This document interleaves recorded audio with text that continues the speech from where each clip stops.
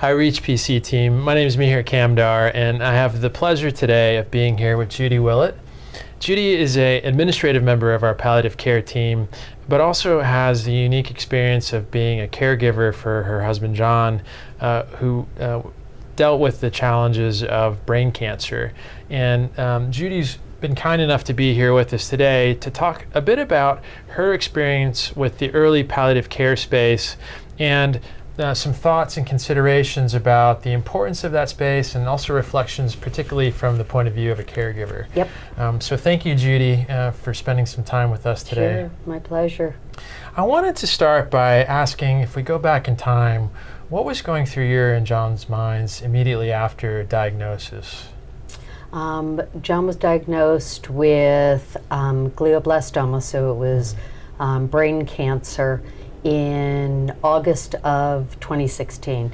And when he had his problems, we ended up in the ER and everything. I first thought it was a stroke. So when the emergency doctor said it was brain tumor, I knew very little about it. So within a few days, we were doing open brain surgery and learning very quickly what it was about, and realizing that by the end of that week, we knew it was a terminal illness. And all of us, we have 3 children, and very close, all of us, and lucky, we have a very supportive family. And everyone was trying to learn about it and find out what resources we needed, and put together a really good team here at Mass General Hospital. Yeah.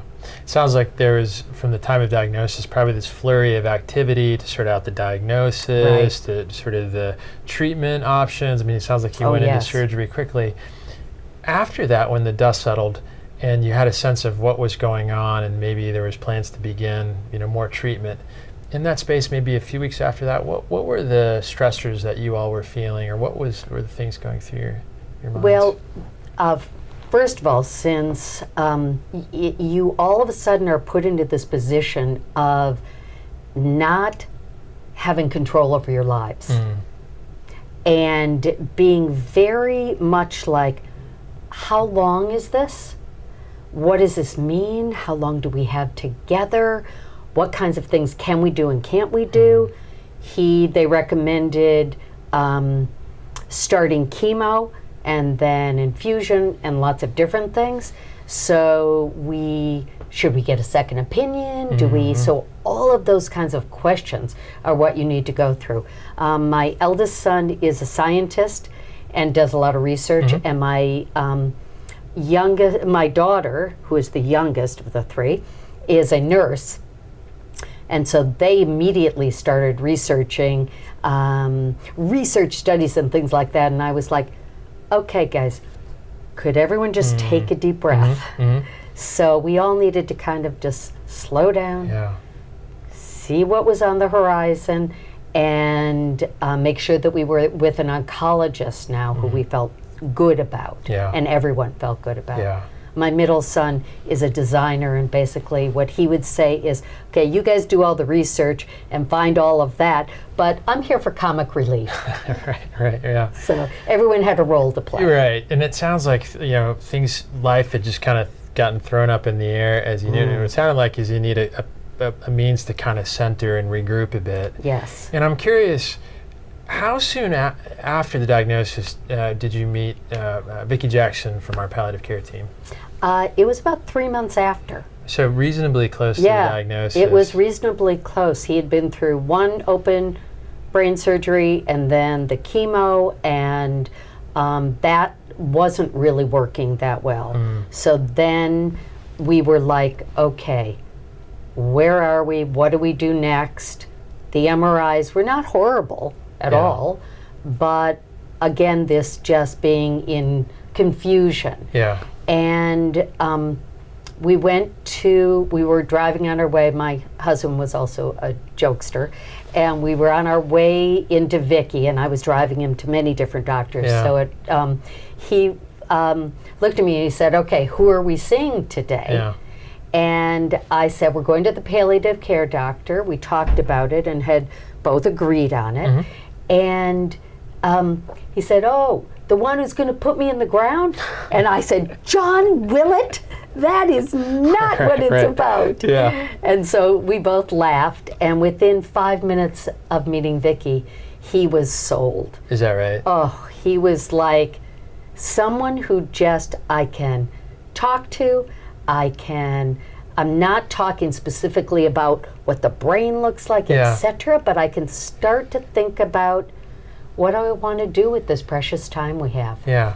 And I remember you telling me that when John and you met Vicki, John fortunately wasn't having a lot of symptoms from the cancer. And I bring that up because as many of our clinicians on this part of the study, they're meeting patients where they're not particularly symptomatic. Yeah. And while they were just diagnosed with a pretty serious illness, there may not be a pressing need to, in that moment, have a goals of care conversation. Mm-hmm. And yet, these initial visits felt really important and helpful. Very important. Can you explain what it was about that initial visit or those initial visits that was helpful? Yeah. Just knowing that we had another set of eyes on him, number one. It was also that we had, Vicki is empathetic. Mm-hmm. She gave us space to talk. She listened really well. And she asked questions about, from the beginning, what was important to us. And all of that helped us to have deeper conversations. Mm-hmm. So even when we drove in, we just saw her once a month for a while. And then when we drive in, he and I would have a quiet space to start talking about, okay, are we able to go to Italy? Does that really make sense? So I know that you don't want to lengthen this. You want quality of life. That's your number one, John. But what does that really mean? That's so gray and nebulous. Yeah. So it helped us to facilitate conversations, and sitting with Vicki definitely helped us to facilitate that.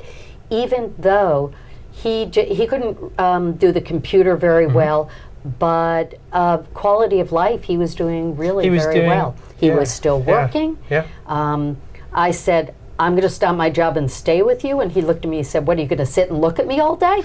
Right. So we didn't need serious illness conversations per se, but we definitely needed to sort out some things, to talk about healthcare proxies and wills and just a lot of basics. Yeah. And Vicki helped us to do all of that. So it sounds like, fortunately he wasn't having a lot of symptoms. He was functional. It sounds like he was sort of also focused on living, and that's something I want to come back to in just a little bit. Definitely. But it sounded like those early visits, even though Vicki wasn't managing pain meds or nausea meds or even having, really deep goals of care conversations about specific plans, it was really about creating a space to begin to sort of think about things and try to think about, one, establish rapport and create a kind of an empathetic connection. Yeah. But that allowed you guys to be able to kind of think about things and weigh what was important to you and to John. Even outside of the visit, it kind of triggered a space for you guys to begin to have those conversations. Definitely.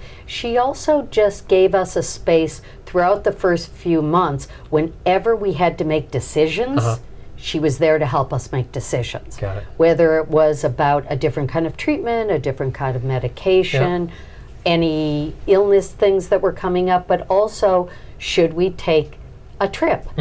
Should we go as far as remote areas in Italy, or what did we feel comfortable with? And what did John want? She did a family visit with us. A few of us the kids were on video chat, and one came in.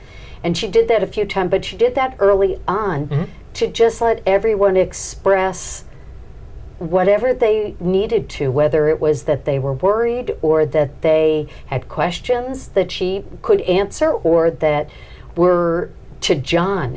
And that was kind of hard to say without Vicki, without a palliative care doctor, because they really trusted that she knew also a lot of the answers that we didn't know. So one of the things we talk about is being sort of the interpreter between sort of the oncologist and also the patient. It sounds like that was also so. having some knowledge about the illness also was really helpful in guiding you all. Yep. Oh, yeah. No, it sounds like those visits were really important. When we were just talking about sort of the concept of living well, and it sounds like John was able to do that. Were there specific coping strategies that he or you used, or that Vicki talked about with you to help be able to, at times when you weren't thinking about the cancer, actually think and focus on living? Yeah. She focused us a lot about living well and quality of life. And John was always about that. I am very much about that and being positive. But as John would say, I'm physically living through this illness. He thought it was always harder on me. So it gave me as the caregiver a space to have support and know that I wasn't alone in making these decisions, in supporting John, all of those kinds of things. So although you might think that nothing much is happening those first few meetings, a lot is happening. Developing the relationship when you have to have deeper, harder conversations. She was also learning what John wanted, even from the first.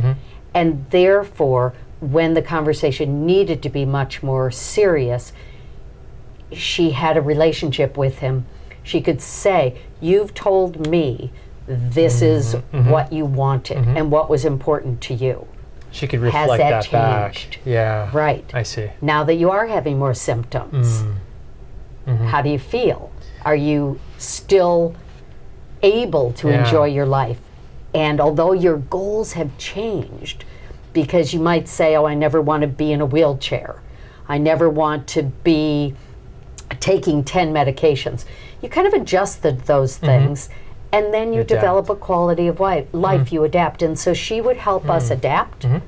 She would give us information. She listened really well. She was a great support for me personally also. And knowing that she knew the illness, so that she was a medical doctor, she would check him, and it was actually very hopeful because he was strong. And he was a strong guy actually till very much the end. So she helped balance us with worries and hope and being realistic. She also said that having some level of denial was just fine. And then as we moved along in the illness, it was really important because his tumors were right in his language area. So she knew that he wasn't going to have his voice at all times.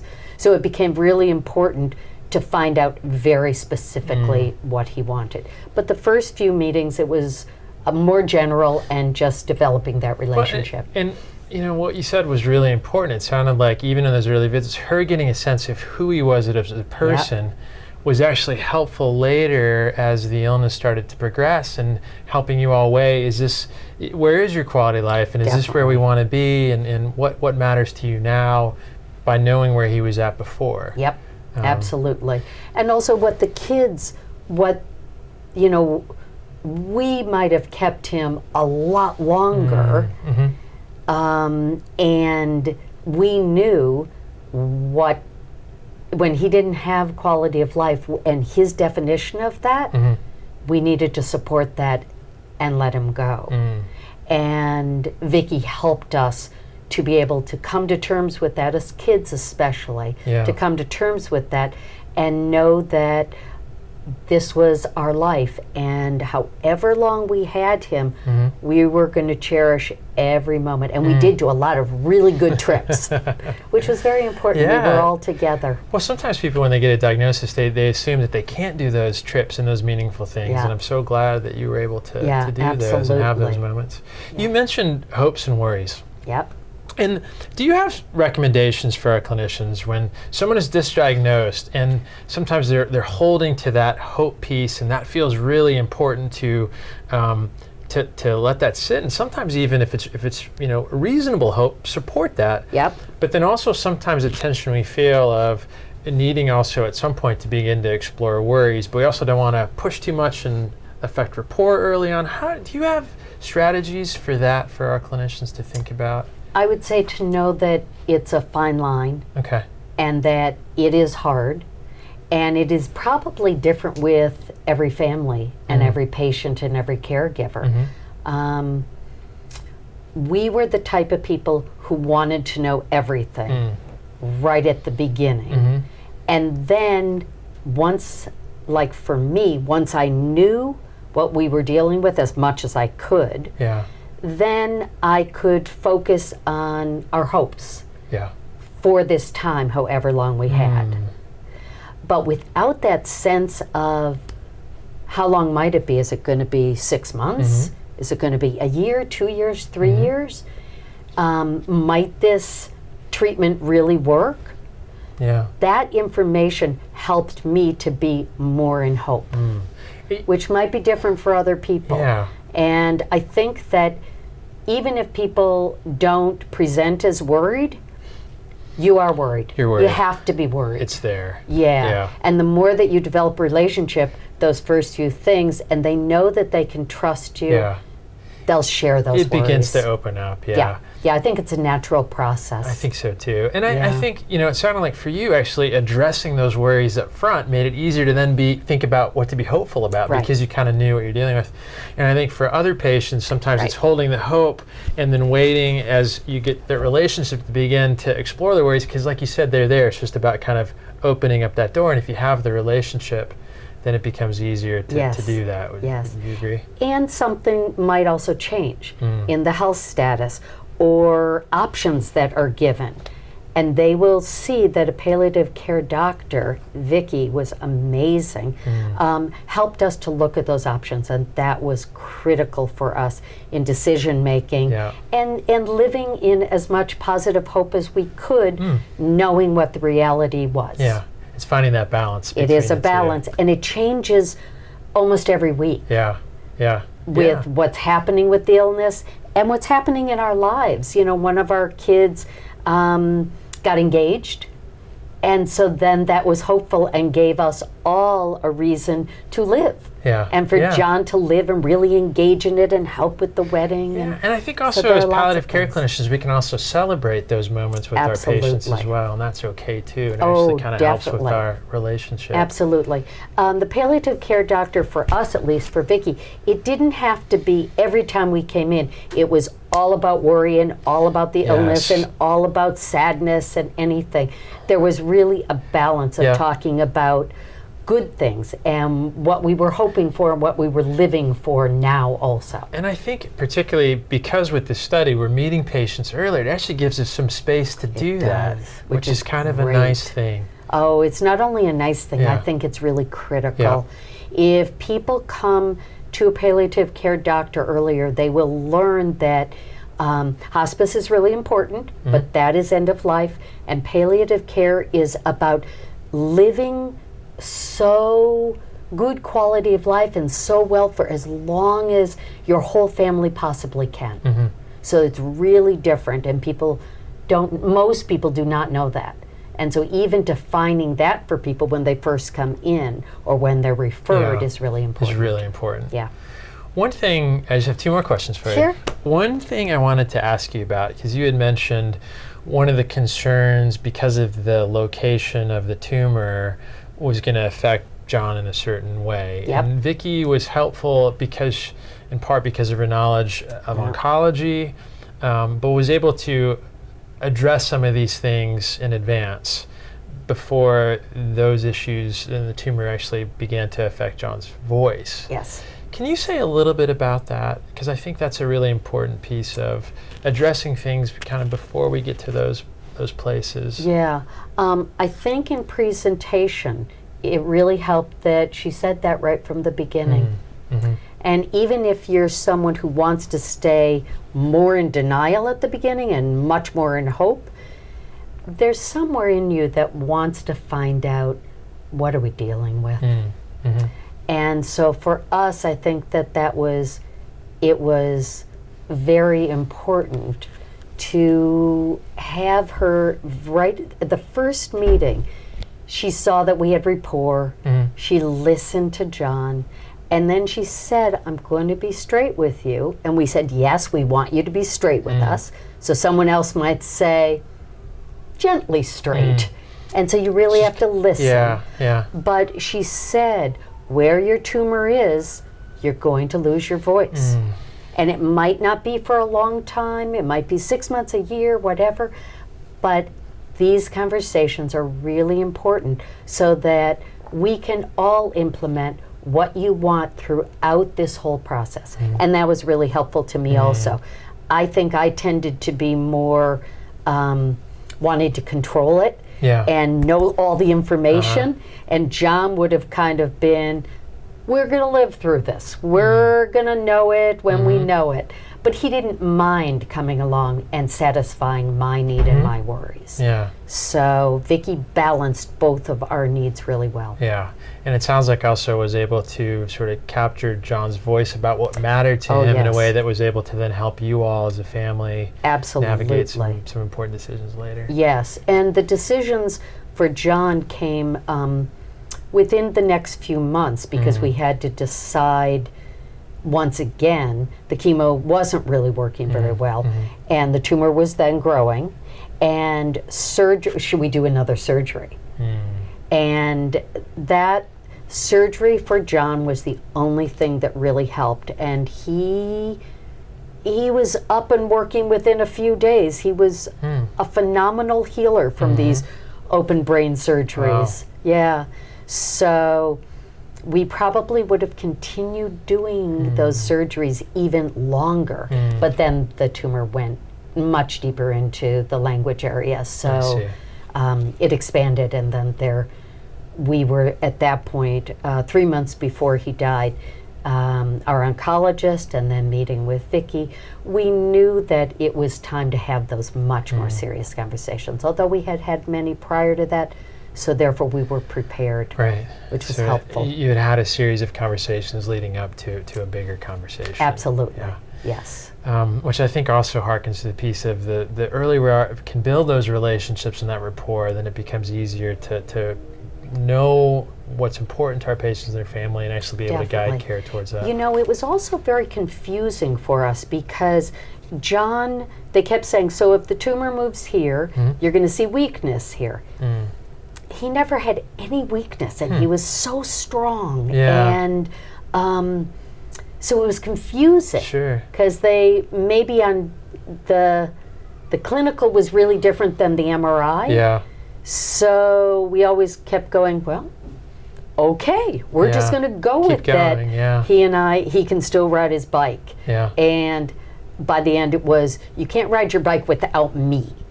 And that we had some of those conversations even with Vicki. Okay. And those conversations were really helpful when he heard a doctor say them also. Giving up driving was another one that was really difficult, but he trusted Vicki, and she was a doctor, and that did really help. And he knew that she would not steer him wrong, that she had his best interest. There was that trust. The last question I have for you, Judy, is what advice would you have for our clinicians interacting with caregivers? Because that's a big part of this study, is actually thinking also about caregivers and supporting them through this study. Anything that comes to mind? Education. Not only listening to them, supporting them, helping them know what to do to help their person, their spouse, their child, their whoever it is who's had this diagnosis. Reminding them to take care of themselves. They always talk about put your oxygen mask on first and then.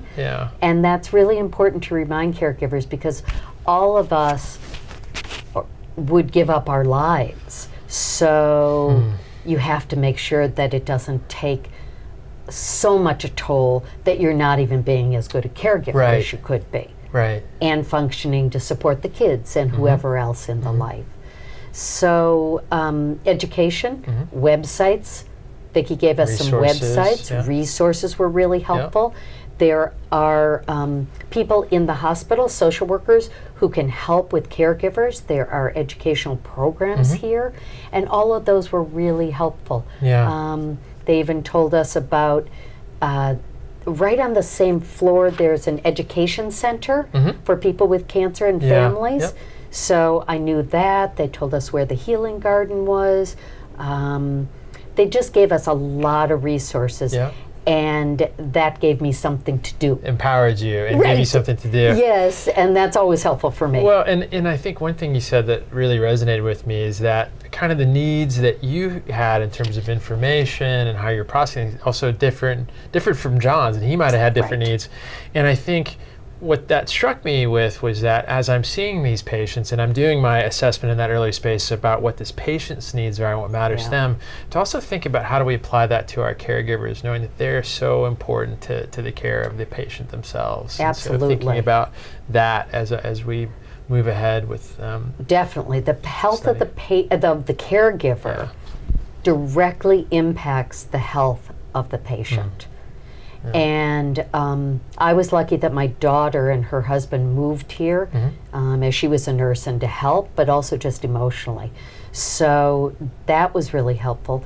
But just having the information, having support from Vicki, having support from our oncologist, etc., really helped me as the caregiver, and therefore I had the energy and the insights to be able to help John throughout the process. Yeah.